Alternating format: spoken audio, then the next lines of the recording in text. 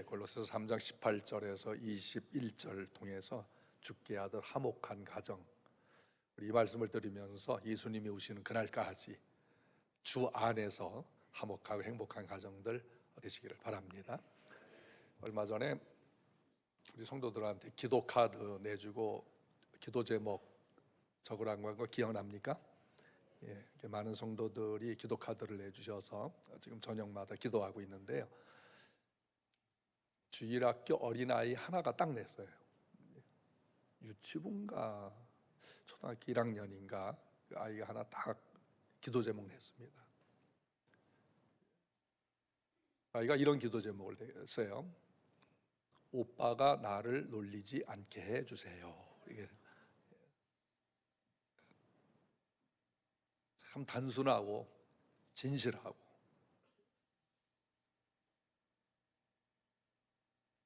어린아이같이 순수한 뭔가 섞여 있지도 않은 그냥 오빠가 나를 놀리지 않게 해주세요.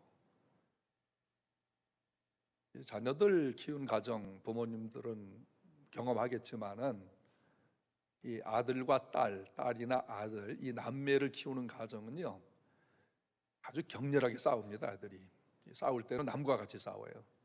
그러다가도 또 얼마나 서로 잘 챙겨주고 애틋한지 몰라요. 이거 남매만이 경험할 수 있는 그런 아이인데 아마 이 아이가 오빠가 너무 놀리니까, 근데 이 아이가 지혜로운 게 오빠가 나를 때리지 않게 해주세요, 또 뭐 욕하지 않게 해주세요, 뭐 이런 게 아니고 뭐 내 것을 빼앗아 가지 않게 뭐 이런 게 아니고 분명히 그 오빠는 때리기도 하고 욕하기도 하고 빼앗아 가기도 할 거예요. 그런데 놀리지 않게 해주세요. 이 정도 선선해서 아주 삐뚤빼뚤한 글씨로 이렇게 기도 제목을 쓴 것을 보합니다. 제가 그거 생각하면서 그 어린이 부모가 참 잘 키웠다. 적어도 교회에서 기도 카드 내라니까 어린이들한테 내라 소리 안 했거든요. 청년들 이상이 그 기도 카드를 내야 되는데 청년에서 2명 냈고 또 어른들이 한 70가정 정도 낸 줄 알고 있는데요. 이 아이는 기도하면 하나님께서 응답 주신다는 사실을 믿는 믿음이 있어요. 우리도 그 믿음 가지시길 바라요. 왜냐하면 믿음이 있으니까 기도 카드를 낸 거예요. 그 이후로 그 오빠가 어떻게 변했는지는 제가 몰라요. 나중에 한번 물어보려고 그래요, 그 아이한테. 그러나 믿음이 있어요. 2번째는 순종하는 아이예요. 교회에서 내라고 하시니까 뭔가 기도 제목을 써서 내야 되겠다. 그래서 순종하는 아이입니다. 그러니까 기도할 줄 알고 기도의 능력을 믿고 하나님 앞에 드릴 줄 아는 이런 아이 참으로 평생 동안 함께 하시기를 축복합니다. 인간관계에서 겪어야 하는 모든 문제가 어디서 일어납니까? 가정에서 일어나죠. 가정은 사랑하는 곳이기도 하지만 미움이 있고 시기가 있고 또 다툼이 있고 용서가 있고 화목이 있고, 그러니까 인간 사회에서 일어날 수 있는 모든 일들이 가정에서 일어나요. 가정이 세상의 축소판이라고 할 수가 있습니다. 오늘 교회 설립 27주년 되는 날이기도 하고 또 어린이 주일이기도 한데요, 하나님께서 성경을 준행하는 교회, 성경을 단순하게 믿고 그것을 순종할 수 있는 가정은 평생이 행복한 줄로 믿습니다. 그 행복한 가정, 은혜가 되는 교회, 그게 뭐 많은 수단과 방법이 있는 것이 아니에요. 그냥 성경 우리가 단순하게 믿읍시다. 그리고 그것을 해보는 겁니다. 준행해 보는 거예요. 그럼 거기에서 하나님의 은혜가 있고 부흥이 있고 거기서 행복이 나타나게 되어지는 것입니다. 우리 가정의 근원은 창세기 1장에 하나님께서 남자인 아담을 먼저 창조하시고 그 다음에 아담의 갈비뼈로 하와 여자를 창조하셨어요. 그러니까 하와는 남자의 돕는 배필로, 남편의 돕는 배필로서 이 창조를 하셨죠. 아담과 하와를 하나님께서 주례를 쓰시고 그때 하객들이 굉장히 많이 왔습니다. 기린도 오고 코끼리도 오고 악어도 오고 수많은 동물들이 하객이 되고 또 벌나비들이 날고, 그런 축복 속에서 아담과 하와가 결혼식을 올렸습니다. 이 결혼식을 올린 이 부부에게 하나님께서 엄청난 축복의 말씀을 주셨어요. 생육하고 번성하고 땅에 충만하고 다스리고 정복하라, 이 말씀을 주셨습니다. 여러분, 이 생육과 번성, 충만한 이 복은 아담과 하와, 남자와 여자의 결혼을 통해서 이 축복을 성취해가는 걸로 했습니다. 그러니까 남자와 남자가 결혼하거나 여자가 여자끼리 결혼해서는 절대로 이 생육과 번성과 충만한 이 복을 누릴 수가 없습니다. 어떤 사람은 입양하면 되지, 그 입양한 아이는 누가 낳습니까? 남자와 여자와 더불어 결혼을 해야 아이가 생산되어지는 거예요. 물론 과학이 발달해서 복제화된 인간이 앞으로 나오게 될 겁니다. 아주 무서운 이 세상이, 영화에서 나오는 그런 복제화된 인간이 어쩌면 김창완 목사와 똑같은 사람을 만들어내서 가짜 김창완이 여기 설교하게 될지도 몰라요. 무서운 세상이 온다는 거죠. 그러나 그런 세상이 와서는 아니 되겠죠. 그러나 남자와 남자끼리, 여자와 여자끼리 결혼하는 것을 동성결혼이라 이야기를 하죠. 동성결혼은 하나님 창조 질서에도 반하거니와 아주 악한 죄악입니다. 있어서는 안 될 악한 죄악이고, 인간적인 윤리적으로 봐도 그것은 있어서는 안 될 가증한 음란한 것이고, 가정을 만들어주신 하나님의 질서를 파괴하는 것이 되는 겁니다. 그러니까 결혼은 반드시 남자와 여자가 해야 되는 것이에요.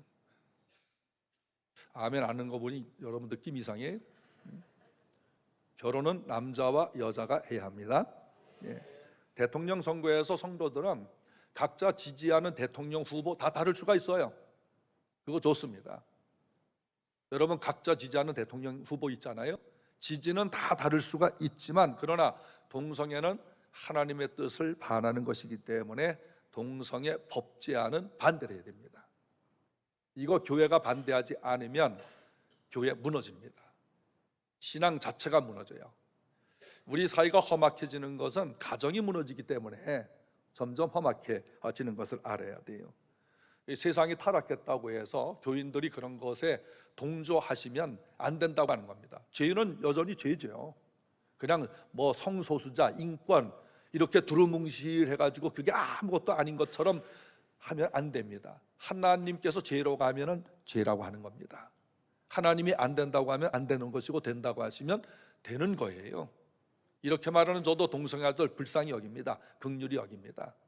그러나 그런 것들을 법으로 제정해서 앞으로 여러분의 아들이 아들을 데려오고 딸이 딸을 데려와서 결혼하는 일들은 없어야 된다는 거예요. 이거 처음부터 뿌리를 뽑아야 하는 겁니다. 하나님께서 우리의 행복을 위해서 성경, 하나님의 말씀을 주셨어요. 그 성경이 가르친 대로 살면 행복합니다. 성경이 가르치는 대로 하는 그 가정을 생각을 해보세요. 우리 18절을 읽겠습니다. 아내들아 남편에게 복종하라, 이는 주 안에서 마땅하다. 다시 한번, 아내들아 남편에게 복종하라. 이거 누구에게 하는 말씀인가요? 아내들에게. 누가 좋아하는 말씀이죠? 남편들이 대단히 좋아하는 말씀인데요.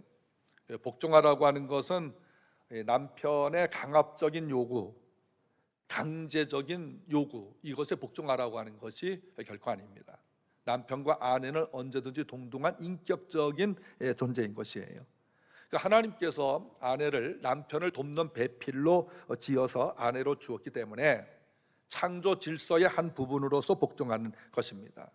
그러니까 남편은 존중하면서 주 안에서 아내들은 마땅히 존중을 하라고 하는 것이에요. 19절을 읽겠습니다. 남편들아 아내를 사랑하며 괴롭게 하지 말라. 누구에게 하는 말이죠? 남편들에게. 누가 좋아해요? 아내들이 좋아하는 말씀이에요. 남성들이 지배하는 그 시대에 아내들은요 노예 같은 생활을 했어요. 그러니까 이 바울 사도가 하나님 영감을 받아서 이 말씀을 쓸 때 남편들아 아내를 괴롭게 하지 말고 사랑하라, 이때는 철저하게 남자 우위의 사회입니다. 대부분의 여성들이 가정에서 자식을 낳고 가정생활했지만은 종의 수준에서, 노예 수준에서 살 때에 이런 말을 한다는 것은 사회적인 엄청난 파문을 일으켰던 것이에요. 이 한마디 말 가지고도 바울은 그때 당시에 이단 소리를 들을 만한 그런 충격적인 말씀이 오늘 19절의 말씀이라고 할 수가 있습니다. 아내들이 당시에 노예 같은 그런 처우를 받았는데, 요즘에 아기 출산하면 산후조리원 가서 단기간 2주 내지 한 달 정도 산후조리원 가서 조리한 후에 집으로 돌아오지 않습니까? 그런 것들을 보면서 우리 80세 이상 된 권사님들이나 우리 여자 집사님들 생각하면은, 야, 나는 아기 낳고 3일 만에 밭에 갔어, 이런 얘기 하는 거 있습니다. 뭐 3일이 뭐예요? 나는 하루 만에 부엌에 들어갔어, 이런 할머니들을 보게 되거든요. 그런 할머니들, 그런 어르신들이 살던 그 시대와 지금은 완전히 이건 180도 바뀌지 않았습니까? 상상도 할 수 없는 일이죠. 더군다나 2000년 전을 생각해 보세요. 2000년 전의 여성들의 삶을 생각해 보라 이거예요. 우리 어르신들 불과 7, 80년 전에 그렇게 살았는데 2000년 전의 여성들이 얼마나 비하하고 부부관계가 상하가 분명한 이런 속에서 살았을 때에, 남편들아, 아내를 사랑하고 괴롭게 하지 말라. 사회가 엄청난 파문이 일어났던 그런 말씀입니다. 남자들의 반응이 더군다나 어떠했겠습니까? 반발했던 남자들의 상상이 되지 않았겠습니까? 남편은 아내를 괴롭게 하지 말아야 됩니다. 아내를 사랑한다면 괴롭게 하지 말아야 되죠. 근데 우리 아내들 그냥 속으로만 생각하세요. 내가 지금까지 살면서 나를 가장 괴롭게 한 이가 누구였을까? 첫째 부모, 둘째 자식, 세 번째 남편. 그냥 3번이라고 외치지 마시고 그냥 마음으로 생각해 보세요. 아내를 사랑한다면 괴롭게 하지 말아라. 두 번째, 남편의 의무를 다하라. 부부 생활의 의무, 경제적 측면에서의 의무, 이런 의무를 다해줘라. 세 번째, 아내를 귀하게 여겨라. 남자들이 이상한 게 다른 여자들은 굉장히 귀하게 여겨줘요. 그런데 자기 아내는 까다롭게 해요. 다른 여자 귀하게 여기는 것도 좋지만 아내를 귀하게 여겨라. 아내를 귀하게 여깁시다. 예. 네 번째는 욕을 하지 말아라, 아내한테. 아내에게 욕하는 남편들이 제가 논편이라고 그럴 뻔했어요. 예. 아내에게 욕하는 남편들이 있어요. 욕을 하지 말아라. 다섯째는 아내의 복지를 위해서 힘을 써라. 그러니까 아내가 아름답게 늙어가도록 힘을 써줘라. 아내의 미래를 준비해 주는 것, 이런 것들이 남편이 해야 될 이 부부 생활의 의무라고 할 수가 있어요. 베드로전서 3장 7절 읽어봅시다. 남편들아, 이와 같이 지식을 따라 아내와 동거하고 그를 더 연약한 그릇이요 또 생명의 은혜를 함께 이어받을 자로 알아 귀히 여기라. 이는 너희 기도가 막히지 아니하게 하려 함이라. 이 부부 관계는 5대 1의 법칙이라고 하는 것이 있습니다. 미국 워싱턴 대학의 존 고트먼이라고 하는 교수께서 거의 10년 동안 이 부부들을 연구를 했어요. 근데 부부들 이야기를 10년 동안 연구하면서 어떤 부부든지 3분만 이야기하면은 이 부부가 행복하게 살 것인지 이혼할 것인지를 파악할 수 있다. 그것을 알게 되었습니다. 그럼 어떻게 아느냐? 이 부부 관계에서 칭찬과 비난의 비율이 얼마 정도인가? 그러니까 대화에서 칭찬과 이 격려의 말과 비난의 비율이 어떠할 때 화목하기도 하고 헤어지기도 한다, 이거를 파악하게 된 것이에요. 그래서 그 비율이 5대 1로 나타났다.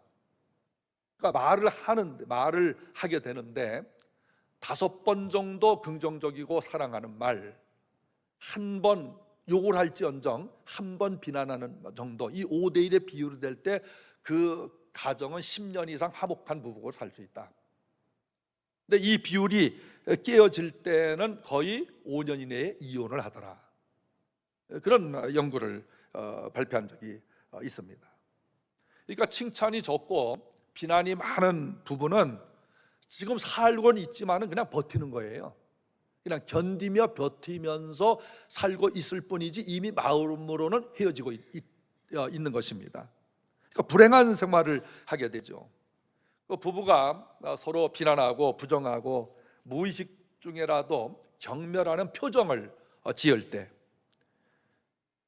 그냥 견디고 있어요. 행복이 없는 부부의 삶을 살고 있는 것입니다.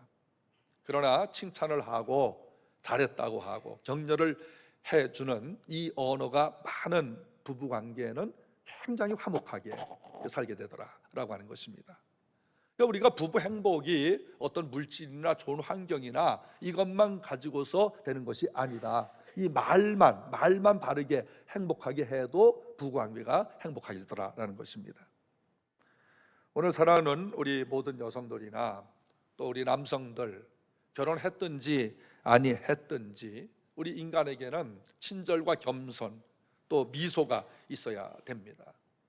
우리가 부부관계에서도 남편이나 아내에게는 서로에게 쌀쌀맞게 하면서 괴롭게 하는 그런 부부들은 불행한 부부가 되죠. 짧은 시간, 설령 몇십 초 1분을 대화하더라도 진심을 담은 칭찬과 미소를 지어보세요.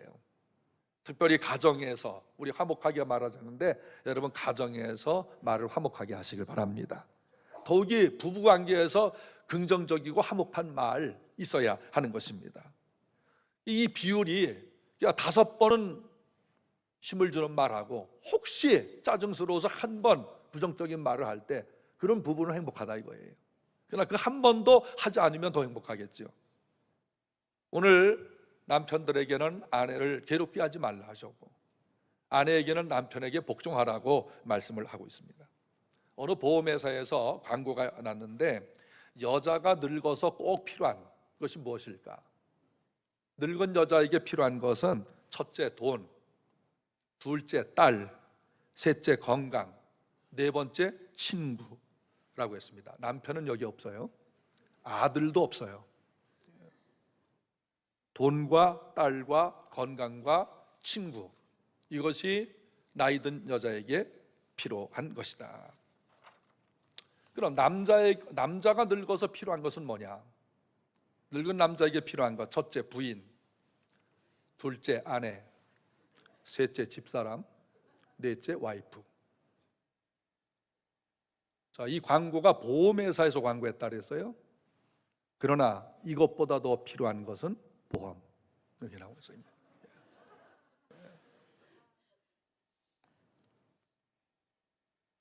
보험보다 더 필요한 것이 뭘까? 그런 거 있어야 되지만 우리 그리스도인들로서 보험보다 더 필요한 것은 부부가 하나님을 믿으며 오손도손 함께 늙어가다가 하늘나라 가는 것입니다. 세상에서 평생 같이 살아 지겨운데 하늘나라 가서 또 만나란 말이요? 염려하지 마세요. 하늘나라는 결혼이 없어요. 참 다행인가요? 하늘나라는 인간의 혈육 같은 그런 가족관계가 아니에요. 그 나라 가면은 천사처럼 된다. 20절 읽겠습니다. 20절 자녀들아 모든 일에 부모에게 순종하라. 이는 주 안에서 기쁘게 하는 것이니라. 이건 자녀들에게 하는 말씀인데 부모가 좋아하는 말씀이죠. 우리 자녀들 부모에게 순종합시다. 요즘은 부모가 자식에게 순종하는 시대예요.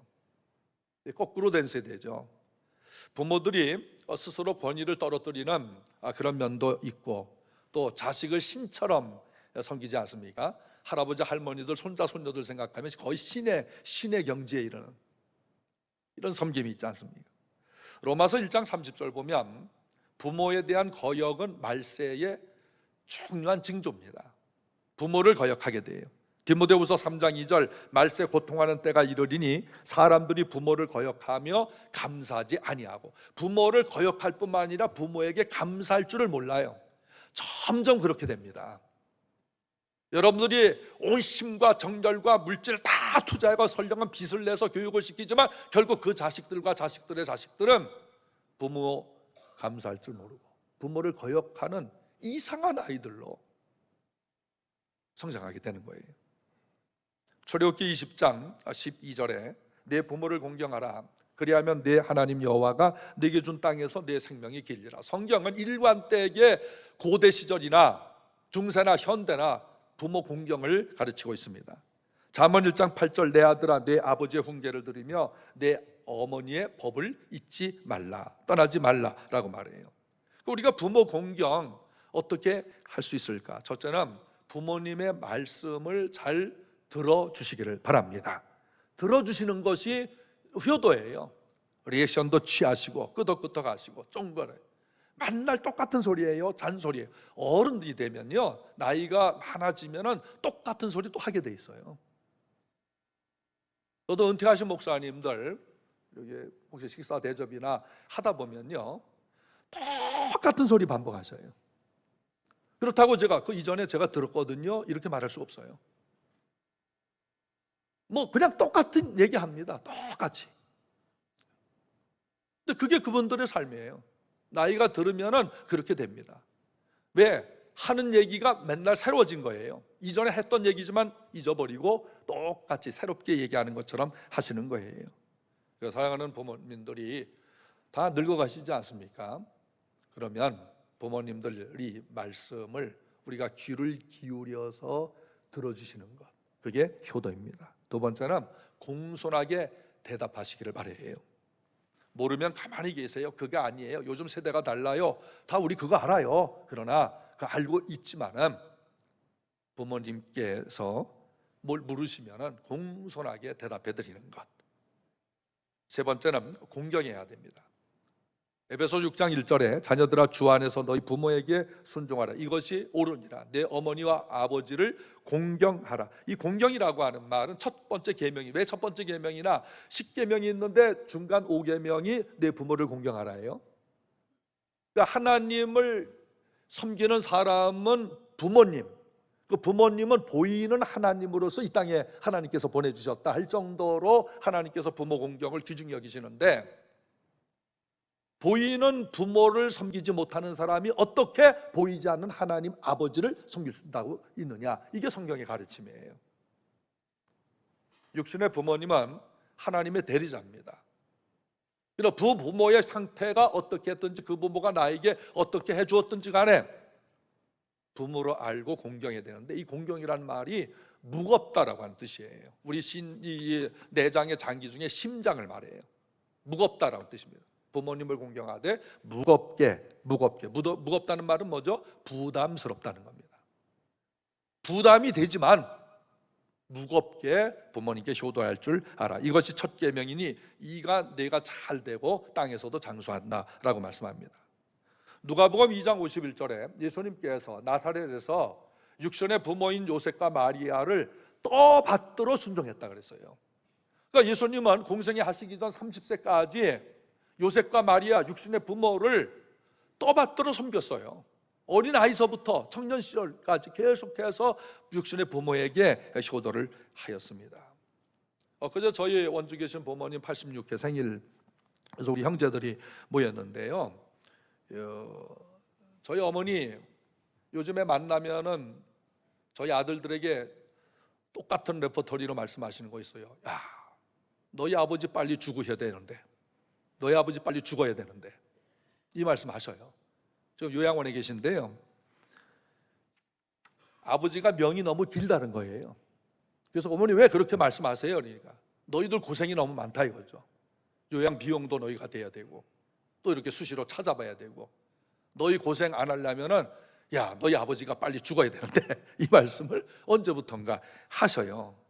그러면은 제가 물었어요. 엊그제도 물었어요. 어머님, 아버지가 진짜 빨리 돌아가시면 좋겠어요?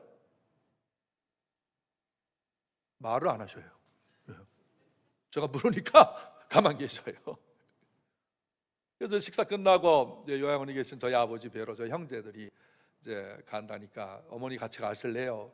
그랬더니 야, 네 아버지 보면 볼수록 꼴 보기 싫어. 안 갈 거야. 진짜 안 가셔도 돼요? 그러시더니 안으로 들어가시더니 아버님 왜 들어가시니까 옷 갈아입으려고 그러시는 거예요. 그래서 제가 이번에는 우리 식구가 너무 많으니까 한 10명 이상이 가야 되니까 이번에는 저희끼리 갔다 오고 어머니 며칠 전에 다녀오셨다 그랬으니까 다음에 모시고 갈게요 했습니다. 그래서 제가 이제 아버지 만나서 이제 손도 잡아드리고 주물러드리고 저희 가족들이 같이 기념사진도 찍고 있는데 요즘 저희 아버지 만나면은 제일 먼저 물어보는 말이 있어요. 엄마는 안 아프냐? 이겁니다. 저희 아버지 요양원에 들어가기 전에 절대 그런 말씀 하실 분이 아닙니다. 엄마가 아프든 말든 그냥 그렇게 지내던 분인데 이제는요 제일 먼저 물어보는 게 엄마는 안 아프냐? 어디 아픈 곳 없냐? 이거 물어보셔요. 여러분 남자가 늙어서 꼭 필요한 게 뭐라 그랬어요? 첫째는 아내, 두 번째 집사람, 세 번째 와이프, 네 번째 예? 전부 다 아내예요. 그래서 제가 저희 아버지가 이제 철이 들기 시작하셨네요.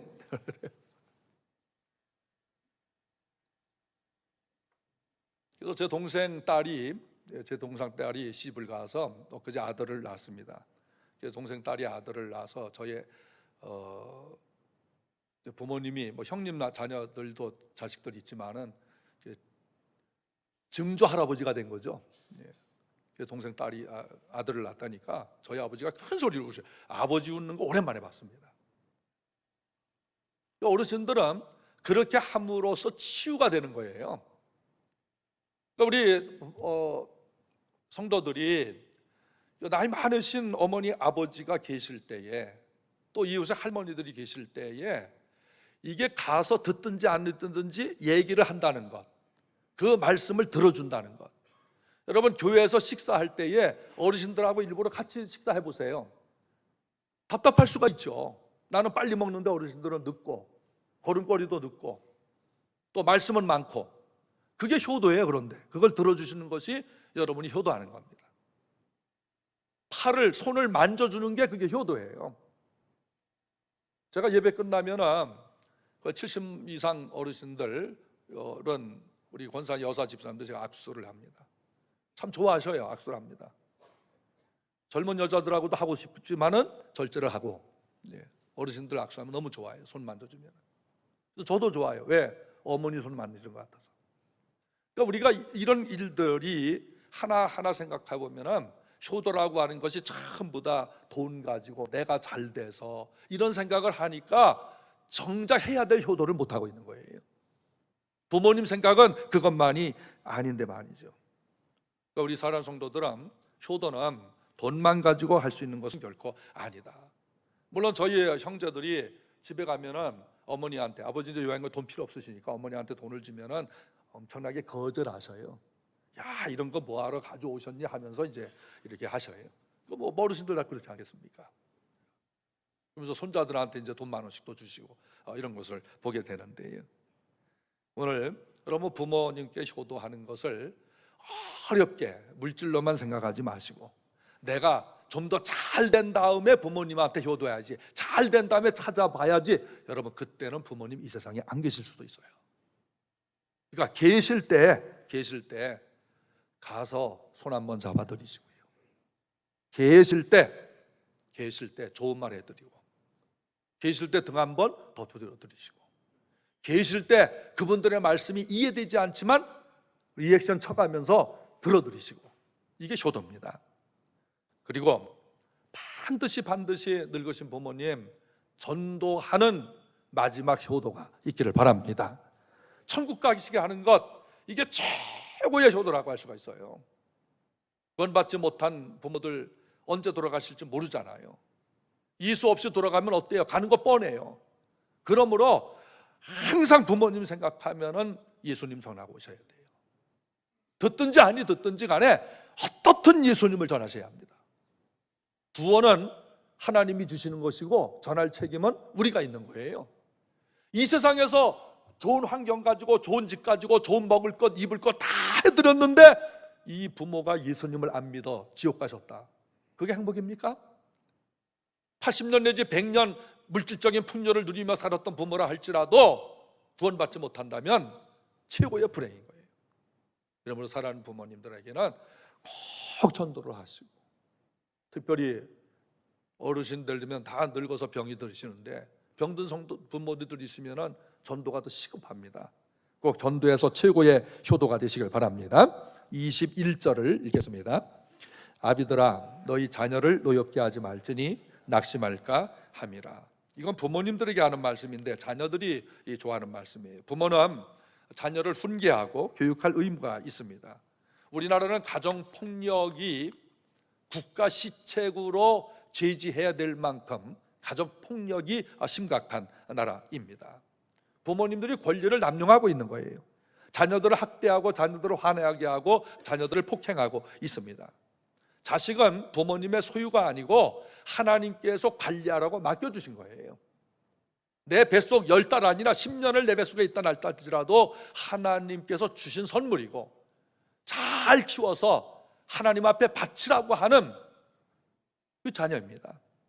가정이나 교회나 사회는 아이들이 많아야 되죠. 그런데 올해부터 우리나라는 65세 이상 노인 인구가 청소년 인구를 앞지르기를 시작했습니다. 그러니까 초고령 사회로 되어진 것이죠.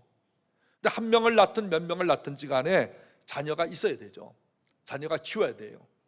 우리 자녀들 바라는 가정에 하나님께서 자녀의 축복을 허락해 주시길 바랍니다. 어느 시골 교회에서 있었어요. 예배할 때에 이제 헌금 시간인데 헌금 바구니를 돌렸어요. 어떤 아이가 이제 헌금을 하면서 헌금 바구니에 손을 넣으면서 헌금하는 척하면서 헌금 바구니에 헌금을 훔쳤습니다. 그리고 예배 마치고 돌아와서 마케트에서 이 과자를 사 먹었어요. 집에 온 아이에게 아버지가 물었어요. 너 헌금했니? 했어요.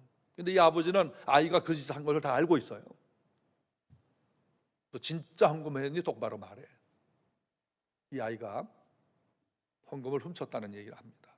그래서 이 아버지는 아이를 종아리를 엄청나게 때렸습니다.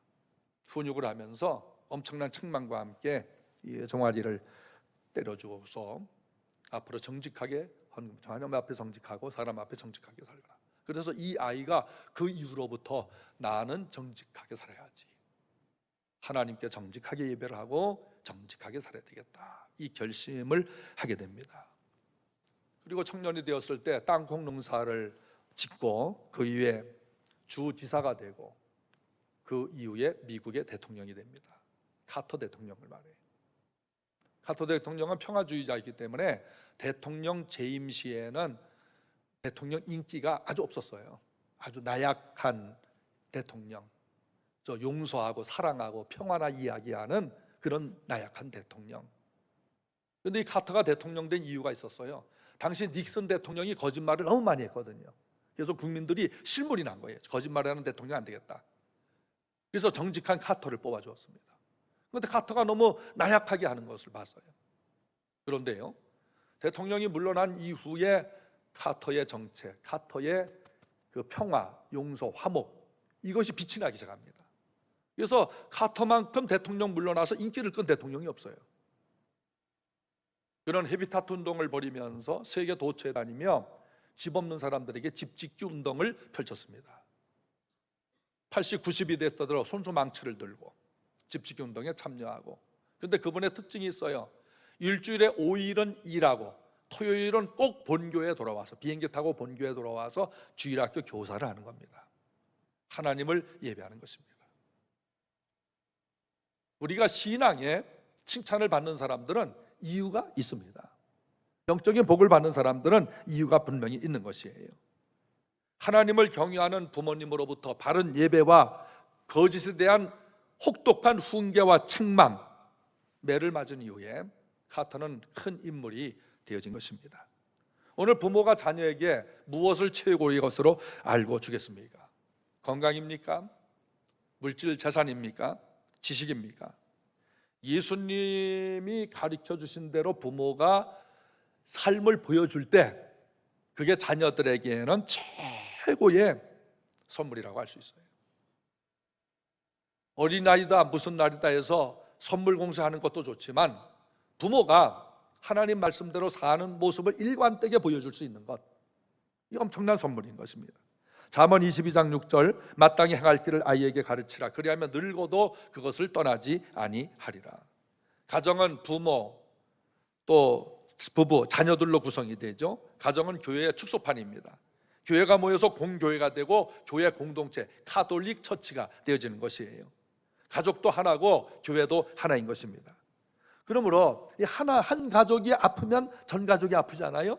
가족 하나가 잘 되면 전 가족이 잘 되고, 우리 교인도 마찬가지. 교인 하나가 안 되면 제 마음이 아파요. 교인이 잘 되면 우리가 기뻐요. 그래서 하나라고 하는 공동체입니다. 오늘 이 교회 설립 27주년을 맞이하면서 우리 감사하는 성도들이 되시기를 바랍니다. 교회 개척은 거저되는 것이 결코 아닙니다.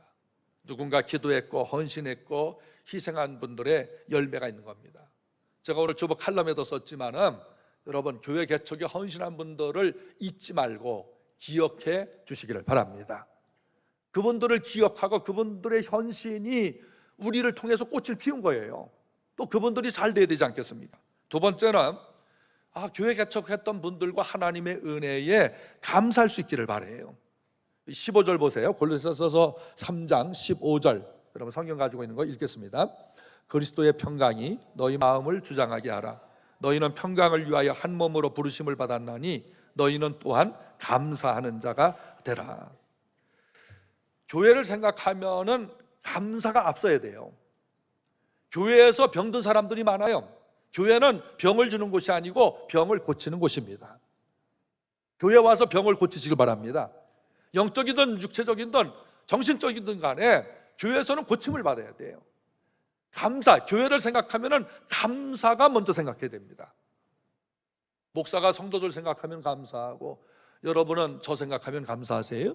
우리 부교육자들 생각하면 감사하고, 장로님들 생각해서 감사하고, 권사님들 집사님들 보며 어린아이 하나라도 있으면 감사하고요. 교회는 감사하는 곳입니다. 환경미화원의 감사라고 하는 글을 읽은 적이 있는데요, 어느 아주머니가 학교에서 30년 동안 청소부로 일을 했습니다. 환경미화원으로 일을 하셨는데, 이 아주머니가 30년을 마치고서 퇴직을 하는 날 학교에 1,000만 원의 장학금을 기여합니다. 여러분, 학교에서 청소하는 아주머니들 그때 당시 얼마 받았겠어요? 5, 60만 원입니다. 근데 1,000만 원을 가지고 학교에 기부를 하면서 하시는 말씀이, 학교가 나를 써주어서 30년 동안 일할 수 있었다. 그런데 그 학교에 아들, 딸 둘이 그 대학에 다니는 거예요. 그 대학에. 근데 아들, 딸이 엄마를 부끄러워하지 아니하고 친구들에게 저기 청소하는 저분 있지, 우리 어머니야. 그럼 아이들이 가서 인사를 하는 거예요. 그리고 아이들이 잘 됐습니다. 이게 너무 감사해서 퇴직하는 날 1,000만 원을 학교에 기부했다는 것입니다. 감사의 마음 그 자체가 얼마나 보석 같습니까? 여러분, 다른 가정 보고 부러워하지 말고 여러분 가정 생각하면 감사하시길 바라요. 내 가정은 감사해. 아내와 남편 서로, 자식과 부모가 서로 감사해. 다른 교회 보고 부러워하지 말고 내가 섬기는 온누리교회 생각하면 감사하시길 바라요. 교회 생각하면 감사가 넘쳐. 우리 최한 목사님 있잖아요. 6년 전에 개척해 나간 우리 최한 목사님이 해마다 이때를 잊지 않고 화분을 보내요. 오늘도 보면 현관이 있죠. 오늘 이렇게 27주년을 축하합니다. 저희가 개척한 교회가 그 교회만 아니잖아요. 사실은 최 목사님은요, 여기 왔을 때 이제 공개하지만 저한테 가장 혹독하게 훈련받은 친구입니다. 가장 혼냈고 가장 훈계받고. 그런데 나가더니 말이에요, 한 해도 거르지 않고 휴가 때면 저한테 꼭 찾아와서 대접합니다. 사실 그 친구에게 해준 게 별로 없어요. 오히려 다른 사람들한테 더 많이 해줬지. 그런데 잊지 않고 감사를 해요. 사람은요, 감사가 기억돼야 돼요. 그건 저도 마찬가지예요. 저의 은사에 대해서, 저에게 혜택을 주신 분들에 대해서 감사를. 우리 사람은, 제가 왜 추 목사님 얘기하면, 추 목사님 전화번호 제가 앞에다 써놓을 거예요. 문자 좀 보내주세요. 올해는 문자. 주 목사님 감사합니다. 목사님 보내주신 화분 때문에 우리가 큰 격려를 얻었습니다. 그 문자 보내주세요. 잘 모르는 분들도 저는 주 목사님을 모르지만은 감사해서 보냅니다. 한번 보내주세요.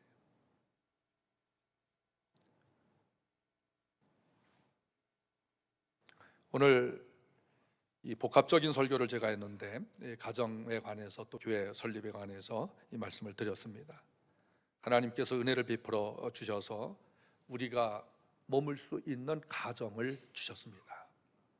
여러분, 가정 생각하면 무슨 생각부터 난다고요? 무슨 생각을 해야 되고요? 감사하십시다. 가정 생각하면 감사합시다. 감사하세요. 우리 교회 생각하면 무슨 생각해야 돼요? 감사부터 하세요. 성도들 누구 떠올리든지 그분에 대해서 감사하세요. 오늘 본문 18절에서 21절까지 같이 읽겠습니다. 아내들아, 남편에게 복종하라. 이는 주 안에서 마땅하니라. 남편들아, 아내를 사랑하며 괴롭게 하지 말라. 자녀들아, 모든 일에 부모에게 순종하라. 이는 주 안에서 기쁘게 하는 것이니라. 아비들아, 너희 자녀를 노엽게 하지 말지니 낙심할까 함이라. 아멘.